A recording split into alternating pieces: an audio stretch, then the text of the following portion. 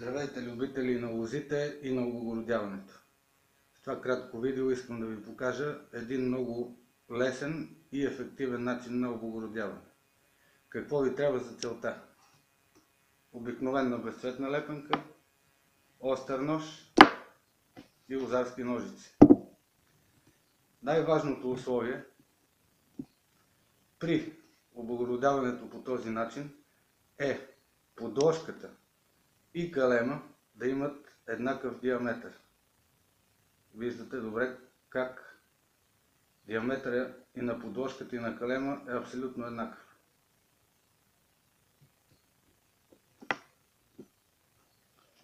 След това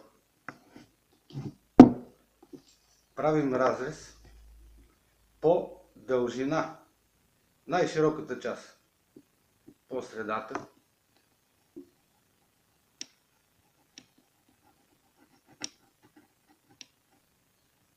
Така.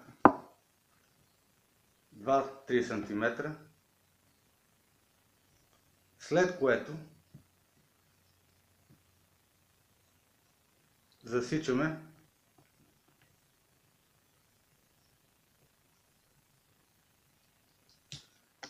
и се получава следното нещо. След което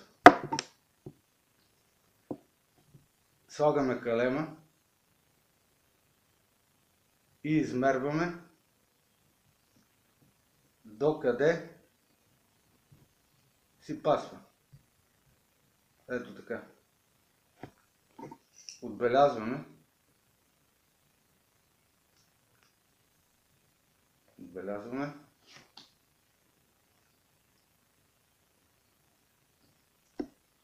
И правиме срез.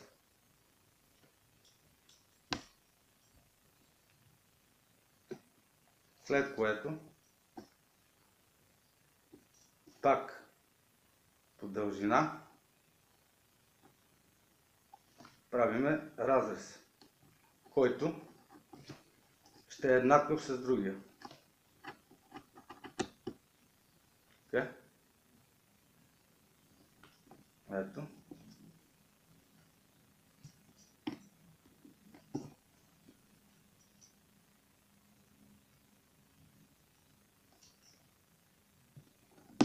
Готово. След което съпоставяме.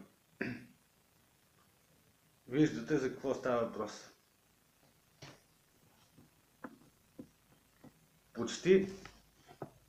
Почти няма никакво разминаване.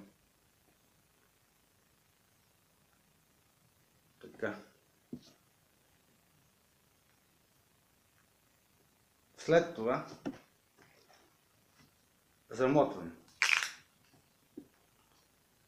Започва се от долната част. Няколко оборота.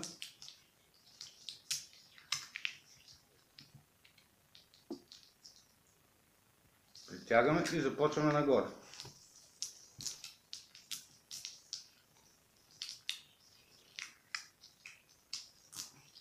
В горната част правим още няколко контролни оборота и връщаме надолу.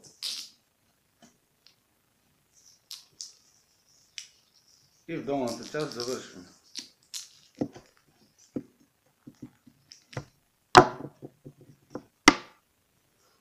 И се получава следното нещо.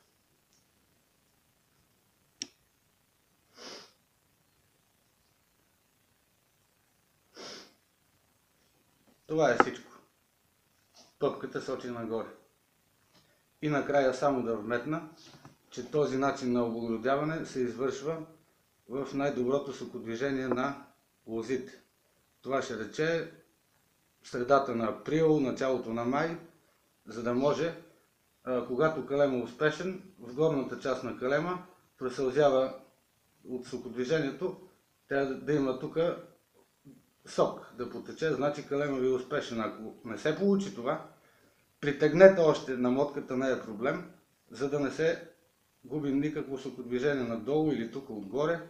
Трябва да избие сока отгоре на калема. Тогава то е успешно. Това е всичко. Желая на всички успех и добър урожай!